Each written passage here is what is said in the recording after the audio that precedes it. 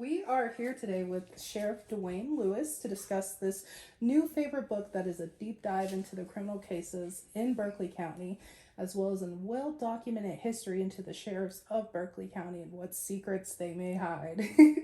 So go ahead and please introduce yourself. Yes, I'm Sheriff Duane Lewis of Berkeley County. I'm the 16th sheriff in the county since 1882. Okay, thank you, Sheriff Lewis. Now, I'm curious to know where this idea for the book came from. Lawmen and Lawlessness. Where did this come from?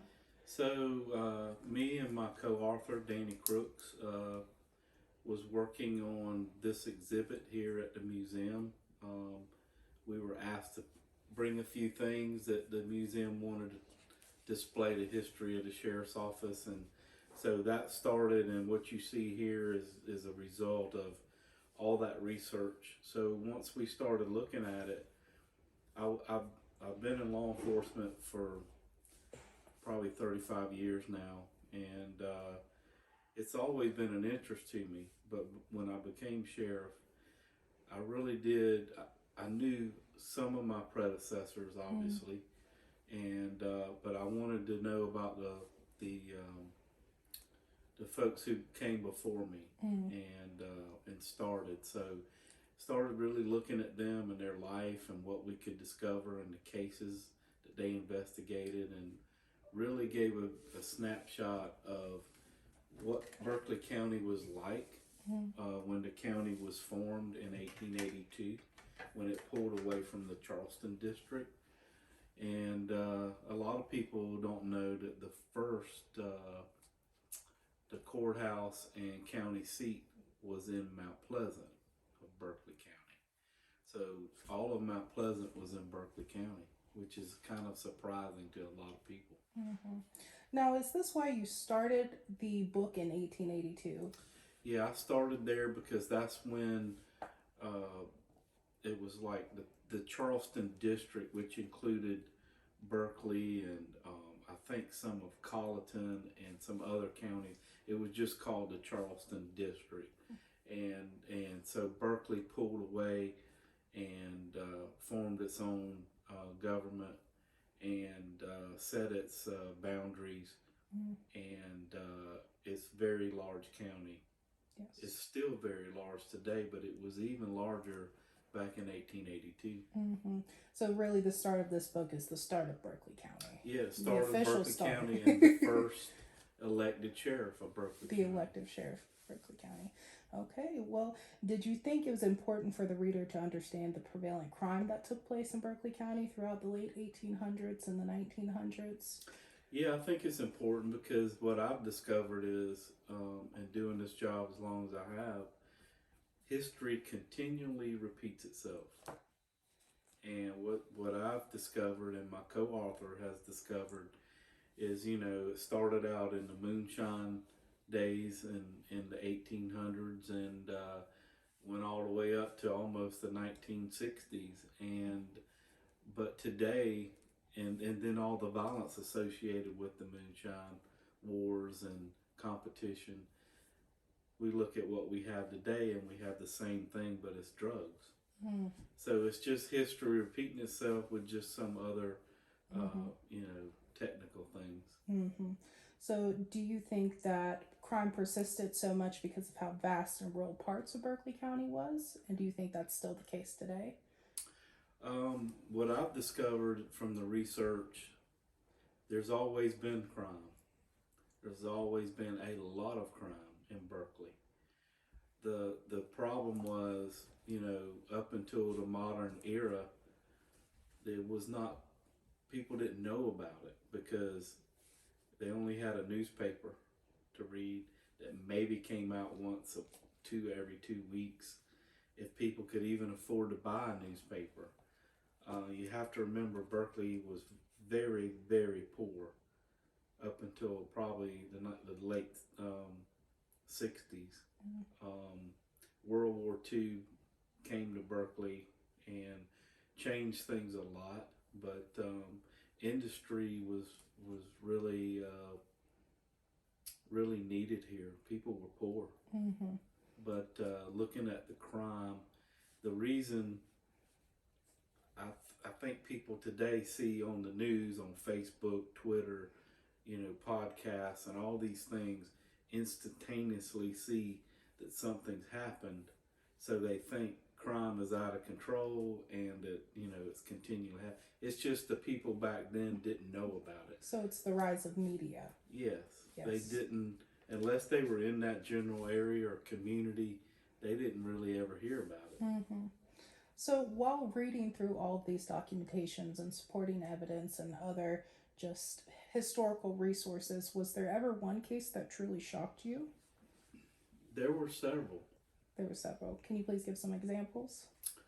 The case of the Lincolnville butcher was very kind of shocking to me, and it wasn't the crime itself that shocked me. It was the fact that the sheriff and the coroner and the physician who arrived at the scene, Sheriff Morrison, they did what I would call a really outstanding job documenting the scene, the injuries on the two victims that were butchered, and really put that case together unlike anything we had seen up to that point. So I thought the sheriff and the coroner and the physician who came out really did a good job on that. And I do have to agree with you. It painted an incredible crime scene in the middle of that everything. I don't want to spoil too much, but it is an incredible crime scene. And then I think the moonshine wars of the 20s and 30s in Berkeley County, the violence associated with that, and then of course the assassination of Senator E.J. Dennis and on Main Street here in Berkeley County. That was quite an ordeal and a tragedy for the county and the people. He was an outstanding man, attorney, senator, and did a lot for the county and its people. And the problem was he did not really like alcohol, and thought that it was going to change the county, and fought against it, and ultimately that's some of the reason why he was assassinated. So I know as the sheriff of Berkeley County, you have seen a lot during your time, but at one point during these stories, was there ever a sheriff that you truly think you would have not seen eye to eye with? Wow, that's a pretty broad question. Each sheriff had, from our research, each sheriff had their own unique personality, their own unique way of dealing with the citizens and the complaints and the crime. They spent a lot of time early days on horseback and in a carriage or on a train traveling the county just to get to wherever the incident may be.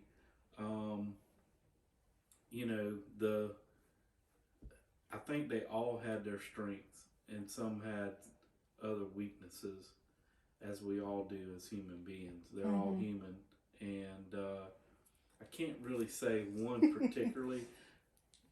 If I had to guess, I would say I think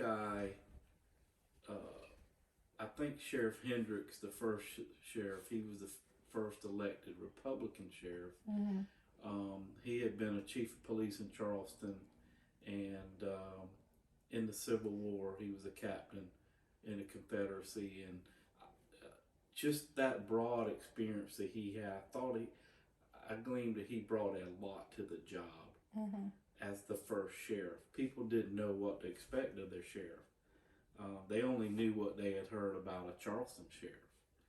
So he had a unique experience, and if I had to guess, the second one would be probably Sheriff John Hill, who is and still the longest serving sheriff, and he came in just before World War II broke out and stayed until 1970. So he saw, the war years, the fabulous 50s and into the 60s with the Vietnam War, and then, late 60s and industry and military buildup and all those things. Mm. And he did a fantastic job navigating with only himself and one or two deputies. Mm-hmm. So, prior to reading this series, I had not heard about how successful the moon shining operation was in Hellhole. And many other people I mentioned this book to were also shocked about the moon shining operations in Hellhole. Uh-huh. So, do you think that the moon shining history was hidden in Berkeley County, or you mentioned earlier the stories may have just been simply forgotten? Excuse me.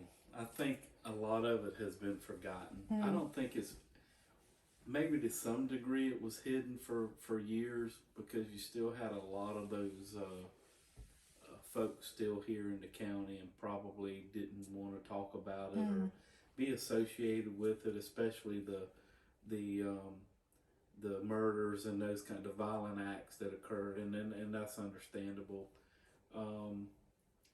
I don't think anybody, well, let me say it this way.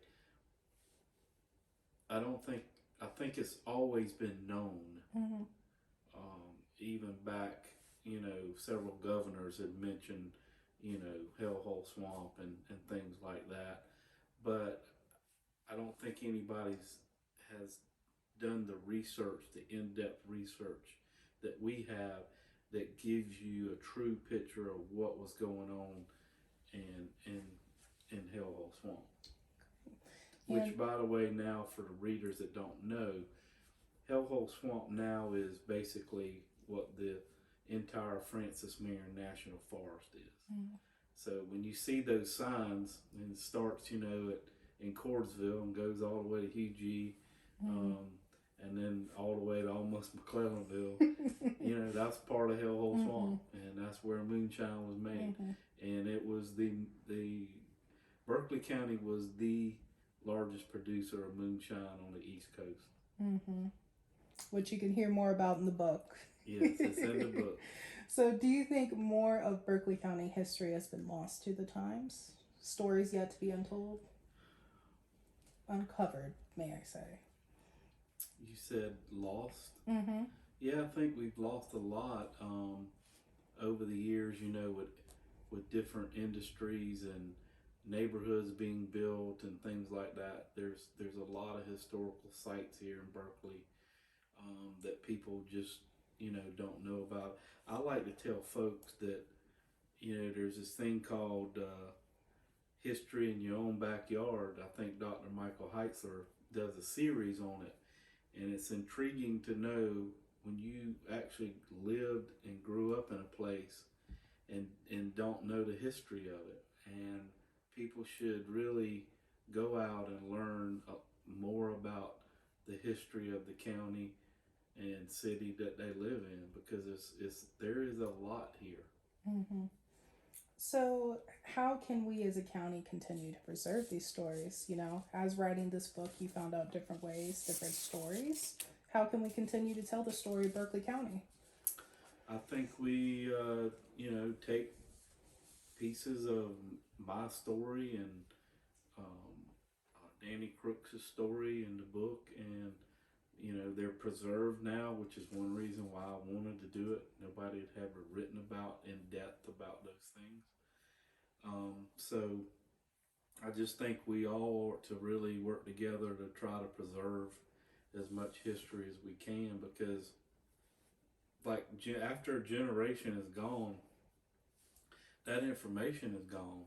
The true stories, and what I love seeing about history is someone had thought back during and after World War II to interview soldiers and save those tapes and those things. So now even a person my age who wasn't even born can watch and understand and learn. So I think we should talk to people, interview them, and hold what they know and what they lived through. The Depression was a substantial blow to Berkeley County. It was it's really what fueled the moonshine wars, because people were hungry and there was nothing here. And during the Great Depression, it was just survival. Mm-hmm. There was not a lot of jobs until World War II broke out. Okay. And finally, why should the people of Berkeley County read your book? Good question. You know, it's not just a crime book. Mm-hmm.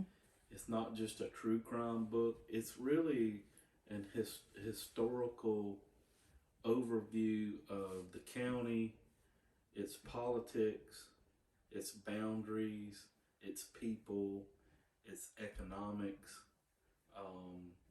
It's got a little bit of everything in it, and I hope the people will read it. It is interesting. It's at least interesting to me, Mm-hmm. and I think some of our young folks should read it too, because they can really get an eye-opening experience learning about the very start and the early days Mm-hmm. of the county, and what not only the sheriffs had to deal with. We talk about the governors a lot.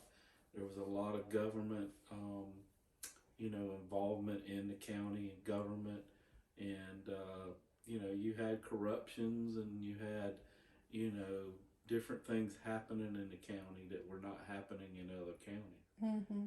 So I think the book is interesting in that large spectrum of information that I've spoke about. Alrighty, perfect. Thank you, Sheriff Duane Lewis. This has Thank been an interview for Lawmen and Lawlessness, Corruption and Murder Historic Cases, investigated by the sheriffs of Berkeley County, South Carolina, 1882 to 1970. Thank you. Thank you.